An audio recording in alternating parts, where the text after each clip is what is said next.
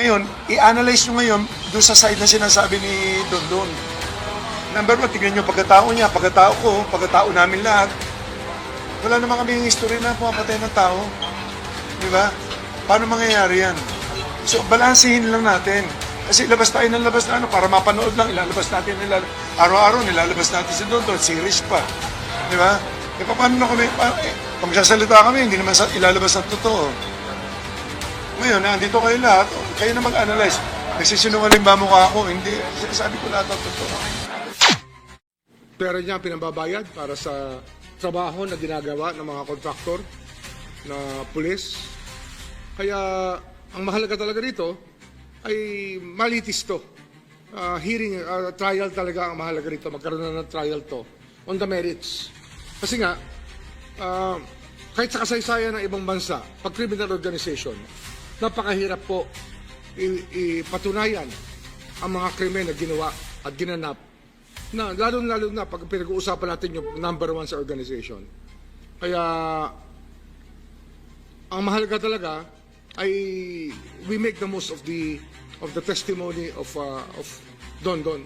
Sabi ko nga, madalang yung ganitong highly placed source, embedded, tsaka talagang malalim ang involvement na lumabas para sabihin ang lahat. Di baling mamatay ako, may maiwan lang akong legacy na matulungan ko itong mga kamag-anak na nawalan, mga mahal sa buhay. Kumusta? Welcome. Okay, ito na. Sinampahan na ng kaso kasama si Gretchen Barito, no?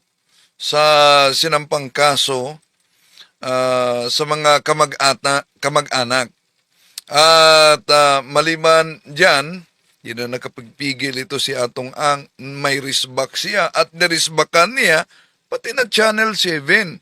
Dahil sabi niya, may mga pahayag umano nila na di ilabas pero nilinaw na ito ng network na bago pa umano pumutok ang issue sa pag-interview kay Dondon Patidungan alias Totoy, kinuha nila ang panig ni Atong Ang, ngunit di daw umano naglabas ng opisyal na pahayag kaugnay dito, no? So, kung sinampahan ito ng kaso matapos ang ilang mga linggo na mainit ito sa social media at alam naman, inaamin mismo ng DOJ na di basta-basta ang kasong ito. Dahil maliban sa maraming koneksyon daw, mayaman ang utak umano. Di po ba? Ayon kay DOJ Secretary Buying Remulla. So kaya kung di basta-basta ito at sinampahan ng kaso, so di lang siguro na-establish ng Department of Justice yung probable cause. Dahil di basta-basta ang sinampahan ng kaso, kailangan talaga na batay sa mga ebidensya, ma-establish nila yung certainty of conviction. Kumusta sa lahat nating mga suking taga-subaybay? Welcome po sa ating live streaming. Inanyayahan natin ang ating mga suking taga-subaybay. Huwag kalimutan na pindutin ang like sa ating live. At huwag ding kalimutang mag-subscribe sa mga bago pa lang at pindutin ang bell button para updated kayo. Mag-comment at i-share ninyo. Kumusta sa lahat nating mga suking taga-subaybay? Hello kay Crusader, Analisa Kota Mura. Abay, long time no see ha. Meron tayong boses ng basa. Dahil nagkasagutan, mamaya iparinig ko sa inyo ang sagutan nila ni General Romeo Macapas at Dondon Patidungan, mga kapatid. No? Nagkainitan sa sagutan. At idinawit si General Romeo Macapas. Pero kung alam ni Dondon Patidungan na may kaugnayan ito si General Romeo Macapas, ba't pumayag siya na si General Romeo Macapas mismo ang susundo sa dalawa niyang mga kapatid na nasa ibang bansa at dalawang kapatid niya titindig din na magiging testigo. Ngunit, sabi ni Dondon, sinampahan umano at kinasuhan ang kaniyang mga kapatid at maliban diyan, meron daw lumabas na affidavit na gustong palagdaan sa mga kamag-anak na nagdiin kay Dondon at sa mga kapatid bilang utak sa pagkawala ng mga sabungero. So, ulitin ko, boses ng masa natin, pabor ba kayo sa hamon ni Dondon patidungan kay General Macapas?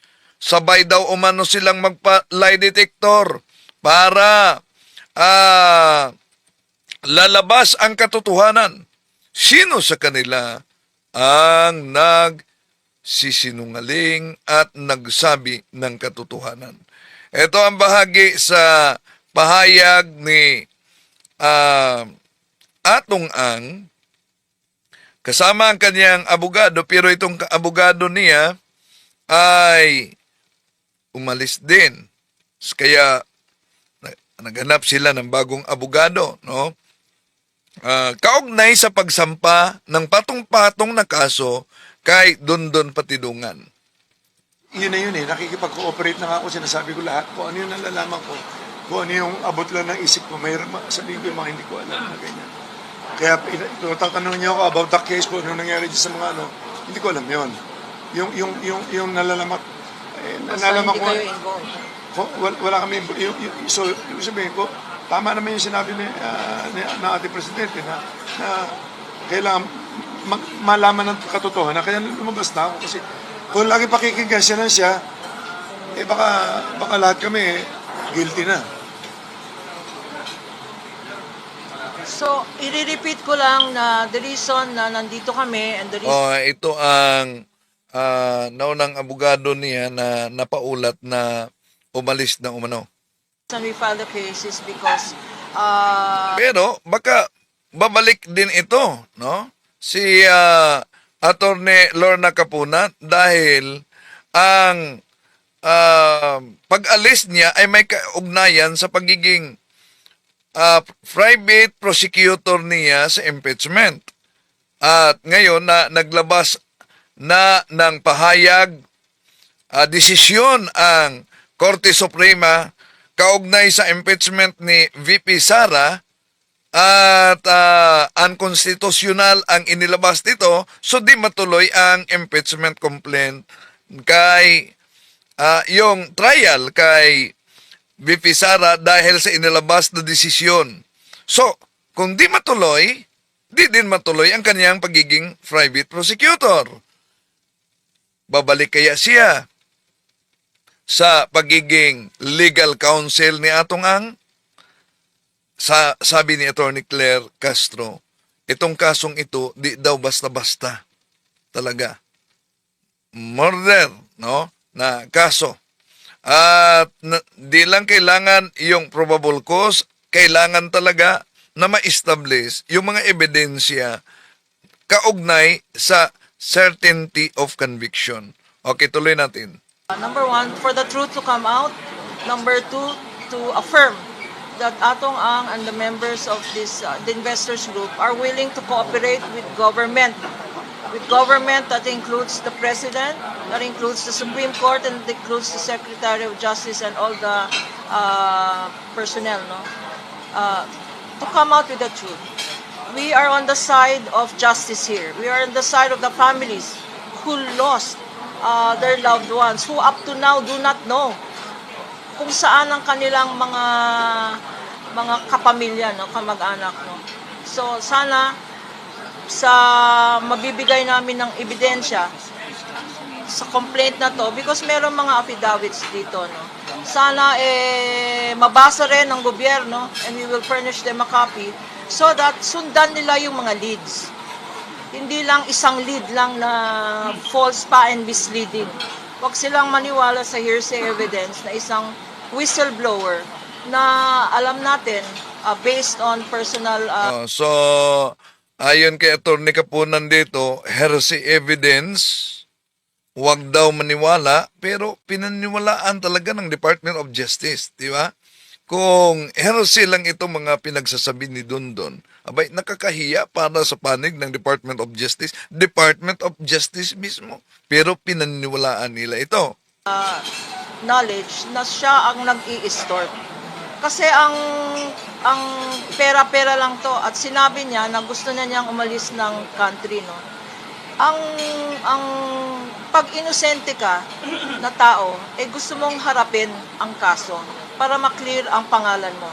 Yung mga feeling guilty lang, sila ang gustong tumakbo. Sila ang gustong mag-disappear. So, tignan natin ang mangyayari sa investigation. Pero dito sa kaso, we are very confident that there is strong evidence for the 5 cases that we have filed on behalf of Atong Ang. Yata akong bumalik doon, Yeah. pipirmahan kami ulit. So, I hope nasabi na namin lahat. Marami sa, lalo na sa Channel 7, kapareho kahapon. Ayun, nirisbakan niya ang Channel 7. Pero naglabas din ng opisyal na pahayag ang Channel 7. Talagang ganyan talaga ang media. No? Bago ipaputok yung issue, kailangan talaga na kunin yung side sa ina-accuse, sa akusado.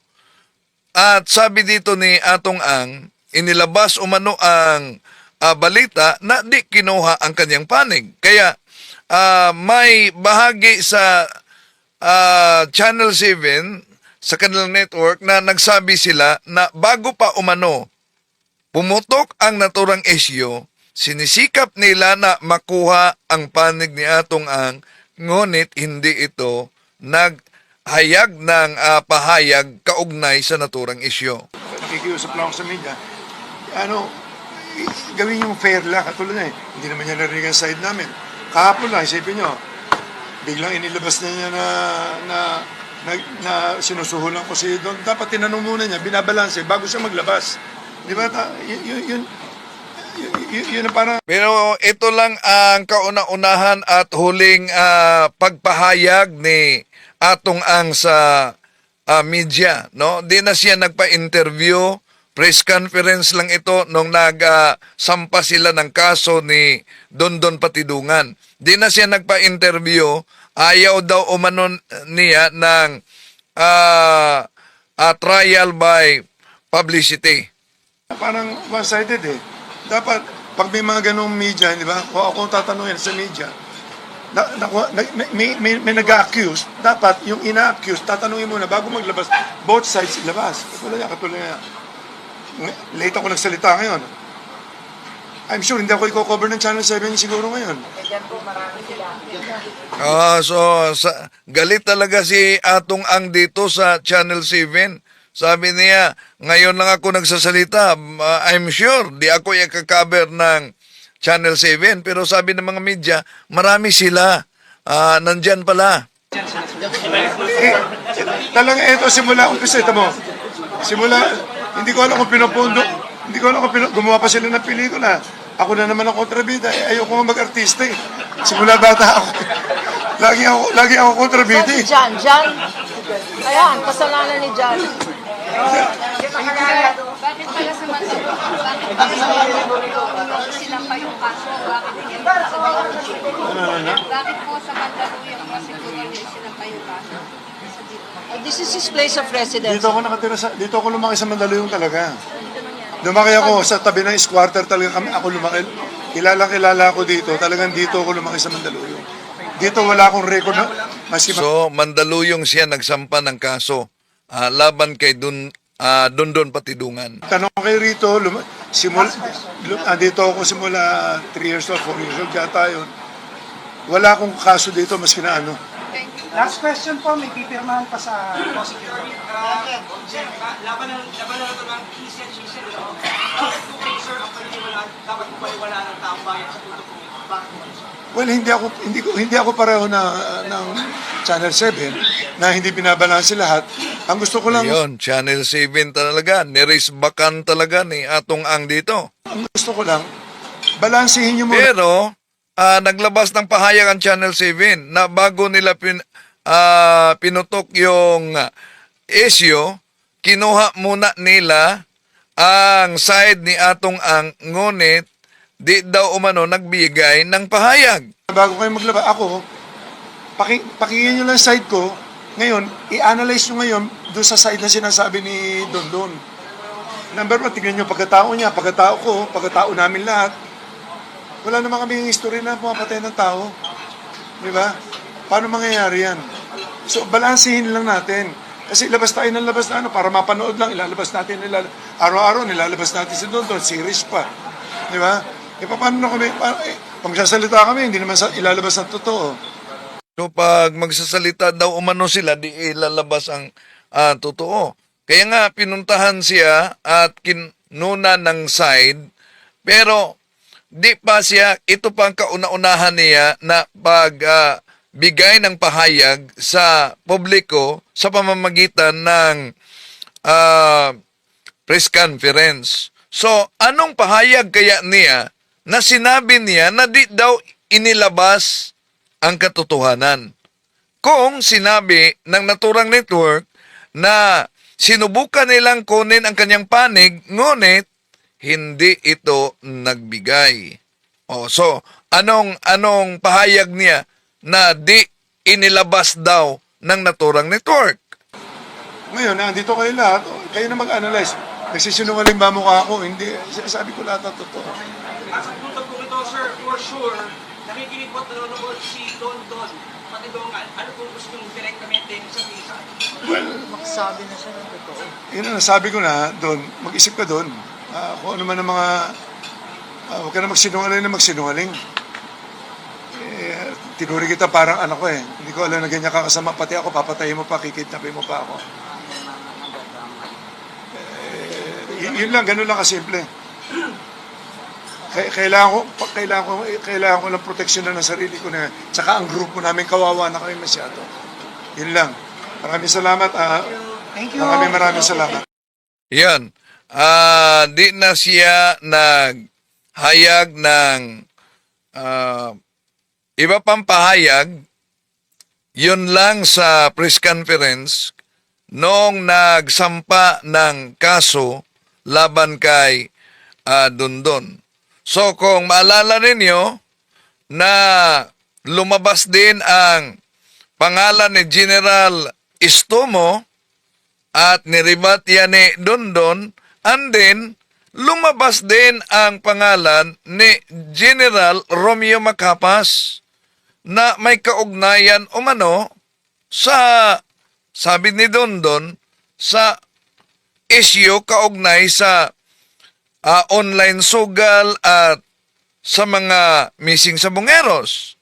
Pero ang tanong kung talagang may kaugnayan si General Macapas, halimbawa matagal nang alam iyan ni Dondon Patidungan, pero bakit pabor siya, sumang-ayon siya na ang grupo mismo instead of National Bureau of Investigation ang magkuha sa kaniyang mga kapatid sa labas ng bansa, dalhin dito sa ating bansa?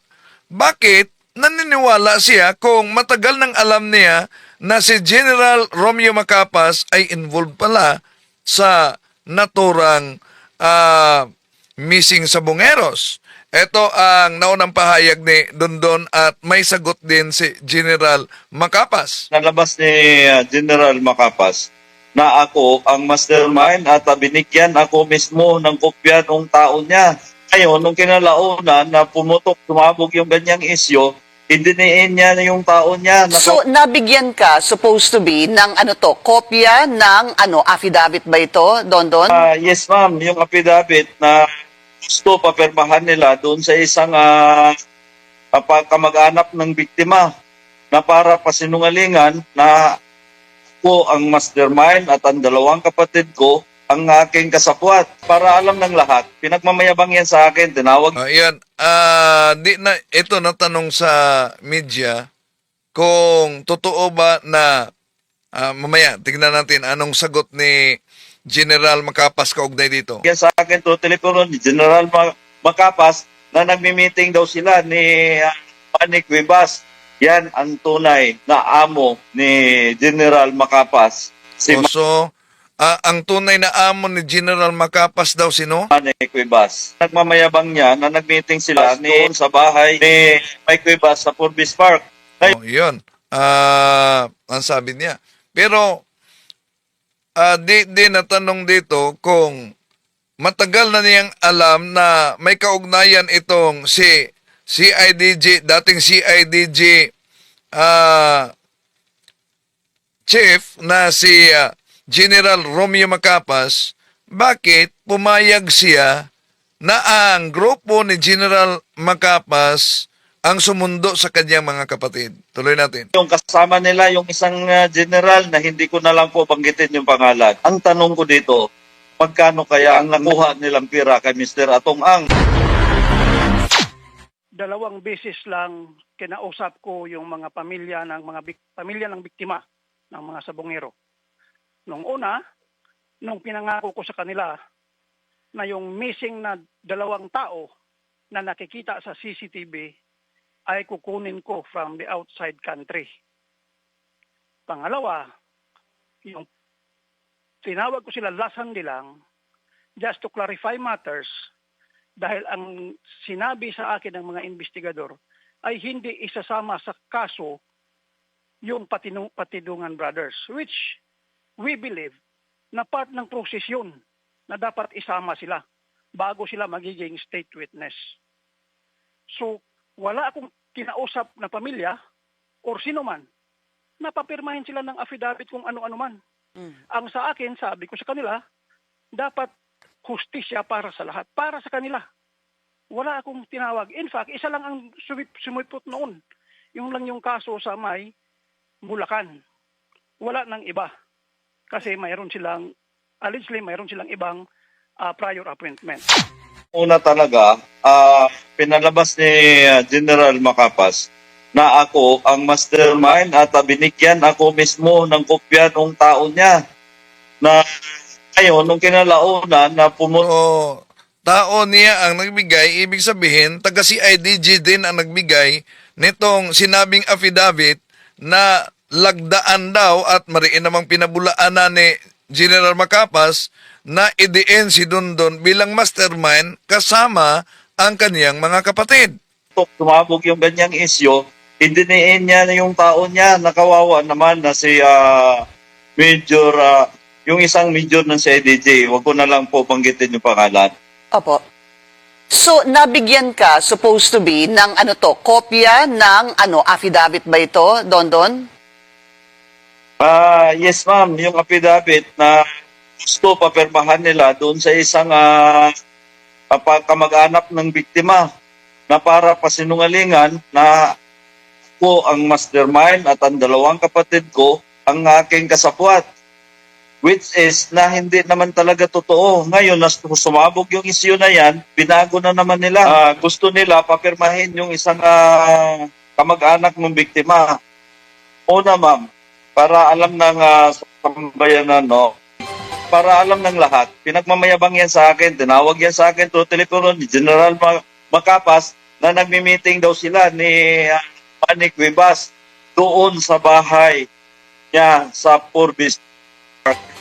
Kasama nila yung isang pinag-uusapan nila yung kaso ng yung mga sabongero. Yan ang tunay na amo ni General Macapas, si Manny Cuevas. Pinagmamayabang niya na nag-meeting sila ni Mike Cuevas doon sa bahay ni Mike Cuevas sa Forbes Park. Ngayon, kasama nila yung isang general na hindi ko na lang po banggitin yung pangalan. Ang tanong ko dito, magkano kaya ang nakuha nilang pira kay Mr. Atong Ang? Ngayon, sagutin ko lang yung issue na bitawan ng salita ni Ma'am Jane Fajardo, no? Parang hindi yata angkop sa pinag-uusapan namin between DOJ, Remulla. Nung time na yon, una kaming nag-meeting, kasama ko sila ni sila Colonel Ale, ako, at saka yung ibang CIDG. Wala pa noon si wala pa noon si General Macapas. Ang pinagmimitingan namin, dahil naibulong ko, nasabi ko kay SOG Remulla, sabi ko, Sir, mayroon akong 2 kapatid na makakatulong dito sa kaso na to. Mm. Ngayon, tinanong ako ni SOG, asan ba yung 2 kapatid mo? Ngayon, binanggit ko, ma'am, na nandun sa Cambodia. Tapos, sige, pag-usapan natin at pwede NBI ang magsundo doon, either sa grupo na lang nitong, yung sa grupo na lang ng mga CIDG. Second time, ma'am, nag-meeting kami doon sa DOJ, kasama na si General Macapas, sila Colonel Ale. Nagulat si General Macapas dahil sabi ni Sir Remulla, Puying Remulla, doon, kumusta na yung kapatid mo? Safe ba doon sa ano?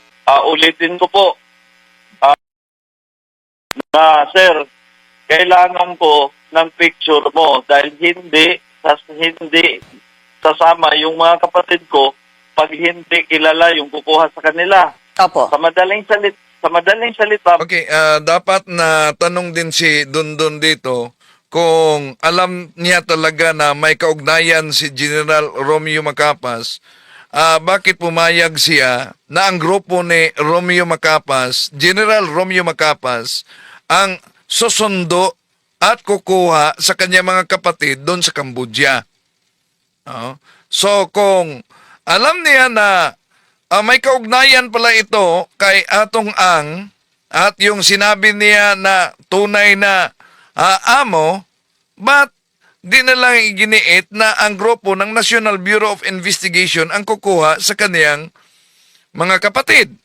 Okay, tuloy natin. ma'am, sinindan niya ako ng picture niya at isinin ko naman doon sa mga kapatid ko at sinabi ko sa kanya kung saang hotel sila naroon dahil ay pinatakas ko na yan doon sa mga pinaglagyan ni Mr. Atong Ang dahil pinapapatay na nga sila doon.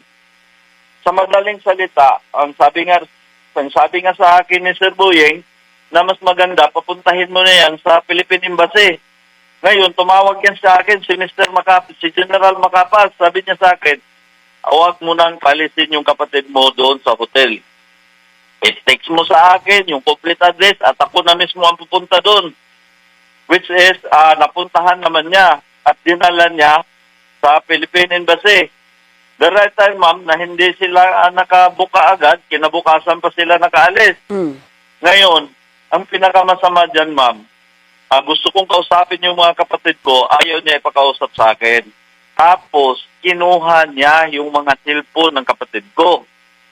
Pagdating dito sa Pilipinas, nagtaka naman ako dahil iba ang usapan namin doon sa ginawa niya. Doon pa lang sa airport na dapat ano na ng maayos na dalhin niya sa CIDG, doon pa lang pinapahuli niya na yung 2 kong kapatid. It is up to the DOJ kasi ini-explain na yan sa kanila na part ng proseso yun. Bago sila magiging state witness sa kaso, dapat kasama sila doon sa akusado. I don't want to interfere with the DOJ, pero as to our understanding, ganun ang proseso ng batas natin. So, hindi ko alam kung anong nangyayari sa investigasyon. Isa lang ang masasabi ko dyan, ginawa namin lahat ang trabaho namin, ginawa namin mabilis ang trabaho namin. Along the way, siguro mayroong hindi lang na ipaliwanag sa kanila ng husto na prosecution yung mag-ask sa court na i-discharge ito as suspects and gagawin silang state witness. Ganun ang proseso ng batas natin po. Ang sinasabi po niya, hindi mo daw sinabi na may kaso yung isang kapatid mo. Number 1, itong si Jose. At number 2, itong si Elakim ay iba daw ang pangalan or yung kanyang travel document or it could be the passport. Iba daw ang pangalan, hindi daw Elakim. Robert Bailon ata ang nakapangalan. So, ang sinabi niya sa akin kahapon, Don, ikaw ang hindi nagsasabi sa kanila, well, number 1, sinagot mo nga na kapatid mo pala yung nandun sa CCTV, tapos number 2, na yung isang kapatid mo may kaso at yung isa nga ay, kumbaga, iba yung dokumento na dala-dala niya sa Cambodia. Pakisagot, please. Ma'am, nakakatawa. Pwede ko gawing witness si Boying Remulla, ma'am. Ginawa niyang sinungaling si Sir Boying Remulla. Samantalang sinabihan siya mismo at sinabi ko rin sa kanya. Ngayon, ma'am, kung ganyan siya kasinungaling or sinabi niya na nagsisinungaling ako, magpalay detector kami dalawa. Kahit So, hinamon niya ng lie detector si General Istomo, si Atong Ang, at si General Macapas, no? Ewan ko kung sino sa kanila ang kakasa. kaya ko siyang lamunin. Bakit ganon ang ginawa niya? Iba ang kwininto niya kay General Torre, ma'am. Ang sabi niya pa, covert daw yun at siya lang ang nakadiscovery na ganon ang nangyayari. Walang ibang tao na nag-impo, which is na ako ang nagsabi sa kanya at alam ni Boying Remulla yan, ma'am, na dapat hindi sana siya ang pinapakuha. Dapat NBI sana ang kukuha. So, kung dapat NBI, ang tanong, kung matagal nang may alam si Dundon, dapat natanong din ito, bakit pinayagan si General Romeo Macapas at yung mga kasama na sila ang kukuha, susundo sa kanyang mga kapatid na gawing dagdag testigo sa kasong ito? So ako, pumayag na ako na mga pulis ang kukuha, gawa ng sa simula pa lang, sa pulis, sa kay PNP chief, ako sumurinder, ma'am. Doon ako naghingi ng tulong. Don, nasabi mo ba na may kaso itong isang kapatid mo na si Jose? Nasabi mo ba kay Secretary Boying o kay General Macapas? Yes, ma'am. Saksi ang mga sa ADG, lalo na yung si Colonel Ali, ma'am. Sinabi ko sa kanya, sinabi ko rin kay Mr. Boying, ma'am, na yung dalawang kapatid ko, kukunin ko yan kasi as a witness yan, ma'am. Dahil yung yung si Jose Patidungan, ma'am, na pinagbintangan nila na nagbitbit nung isang missing sa Bungero, yan yung close-in security ni Mr. Atong Ang mismo. Siya, kung natandaan nyo, ma'am, nung sa Senate hearing, yung sa likod ni Mr. Atong Ang, yan yung si Jose Ito si Patidungan, Jose. ma'am. Okay. Yes. Sir, Don, linawin ko, ang tinanong ko po sa inyo, kung sinabi mo kay Secretary Boying at kay General Macapas na may kaso itong kapatid mong si Jose. Yun po ang tinanong ko. Yes, ma'am. Sinabi niyo po. Ko, ma'am, Okay. Sinabi ko sa inyo, ma'am, na alam ni Sir Boying Remulla yan, ma'am. Ang sabi nga niya sa akin, tulungan natin yan. Okay. All right. So, balikan lang natin, backtrack tayo ng konti, Don. Kasi nasabi mo na kanina na pinaalis mo talaga itong dalawang kapatid mo. Dahil ang sabi mo ay you're trying to protect them dahil? Ma'am, hindi ako ang nagpaalis dyan. Si Mr. Atong Ang nagpaalis dyan. Okay. Doon niya, pinatira yan sa grupo niya na isang Taiwanese, ma'am. Doon niya pinapatrabaho yung dalawa kong kapatid at kaya nga yan nakakuha yung isa si Eliakim ng ibang passport, ma'am, dahil kinuhaan ni Mr. Atong Ang yan, ma'am. Ang kagandahan lang dyan kay Eliakim, ma'am, original na pangalan ang kinuha nila sa original na tao at kinuhaan nila ng passport na ang mukha ni Eliakim ang pinicturan yan, ma'am. Alam yan mismo ng personal driver ni Mr. Atong Ang. Okay, so I stand corrected there, Don. No? Pero may sinabi ka kasi na at some point ay inilipat mo ang inyong mga kapatid dahil gusto mo na silang protektahan. What do you mean, ma'am? Meron ka sinabi sa... Iyon palang kamukha ni Dondon na sa likurang ba, sandali ha, ito ay makita natin. Ang kagandahan lang dyan kay Eliakim, ma'am. Ang kapatid ni Dondon pala yon na kamukhang kamukha niya nasa likurang bahagi ni Atong Ang. Original na pangalan ang kinuha nila sa original na tao At kinuhaan nila ng passport na ang mukha ni Eliakim ang pinicturean niyan, ma'am. Alam yan mismo ng personal driver ni Mr. Atong Ang. Okay, so I stand corrected there, Don Don, no? Pero may sinabi ka kasi na at some point ay inilipat mo ang inyong mga... Ito. Di ba, kamukha talaga ni Dondon, ano? Kahit may takip, may face mask nakalagay, pero kamukha talaga ni Dondon nasa likurang bahagi. Ito ang sinabi niya sa Senate hearing na kapatid niya, close-in bodyguard ni Atong Ang. kapatid Ayan, dahil gusto mo na silang protektahan. What do you mean, ma'am? Meron ka sinabi sa akin kanina, nung kinakwento mo ito, na ikaw ang nagsabi kay General Macapas na kung saang hotel nandun ang kapatid mo dahil ikaw, sabi mo, inilipat ko sila. Ma'am, ang ibig ko sabihin, ma'am, yung kasing dalawa kong kapatid nasa Cambodia yan, ma'am, may treat na yan na pinapapatay ni Mr. Atong Ang doon sa grupo na kung saan iniwan yung dalawa kong kapatid. Kaya ang sinabi ko dyan sa dalawa kong kapatid, huwag nyo nang antayin na sila ang magpaano sa inyo. Tumakas na kayo. Sa madaling salita yan, ma'am, pinatakas ko muna yan. At sinabi ko muna kay Sir Buying Remulla yan, ma'am, Okay. na ganito, ganyan, yung dalawa kong kapatid na pinapapatay na ni Mr. Atong Ang at magagamit natin bilang witness, ma'am. Yun ang totoong kwento Apo. dyan, ma'am. So yun po yung kadugtong nung sinabi mo kanina, kaya alam mo kung nasa ang hotel sila dahil ikaw na mismo nagsabi sa mga kapatid mo na umalis na sila kung nasaan sila, where Yes, they were. ma'am. Okay. So, Don, exactly ano ba ang naging papel ng iyong dalawang kapatid? Balikan lang po natin, itong si Jose, supposed to be yung nakita na may photo na may hawak-hawak siyang lalaki na nakaposas, ano?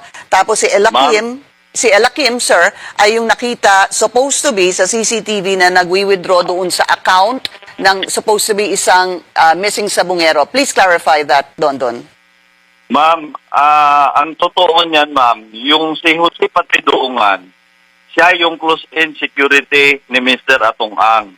Yung sinabi niyo, ma'am, na may hawak-hawak na si Bautista na may pusas, ang tao na humawak niyan, ma'am, na binanggit ko na yan noon, na si Mr. Roger Burican at si Rogelio Rodilo Anig-ig.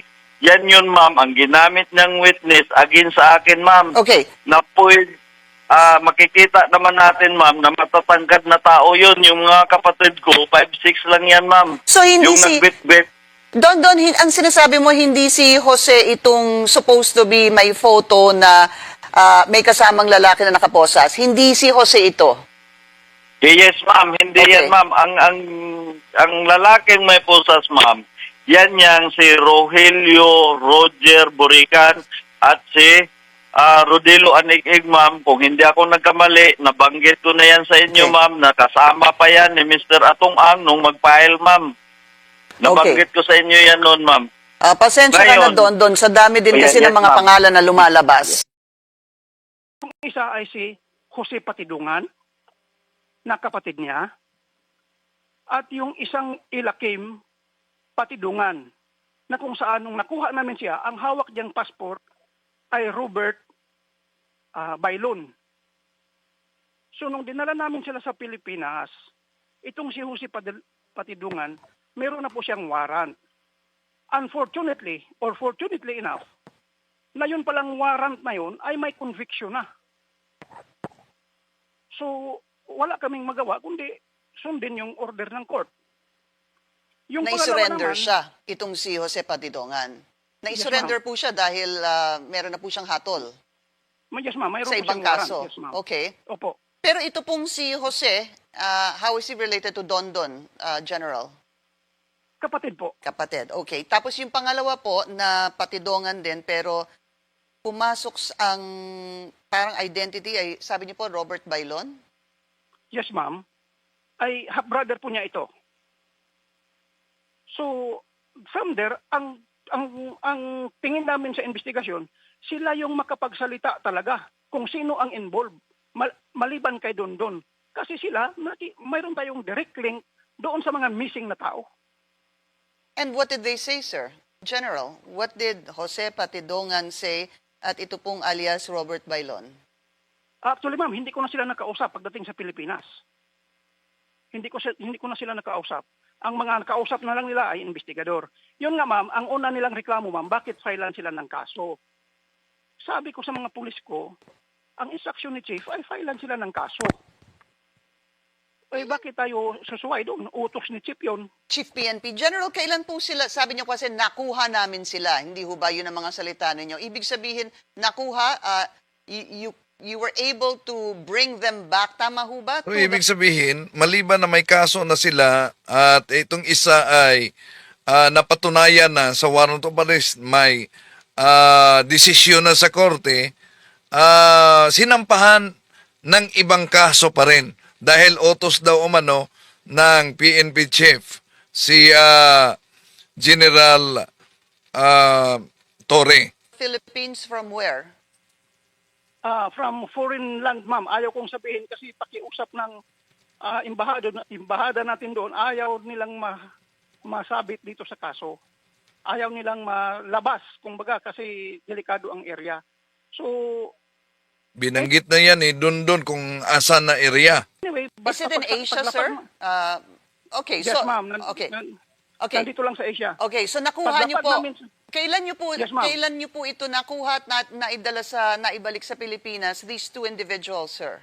Nakuha namin, ma'am, July 19. Bumalik kami dito ng 21 ng gabi. Okay. Alright. 22 na ng madaling araw. Umaga na, actually, umaga na kami lumapag. Okay. I am Catherine. I am the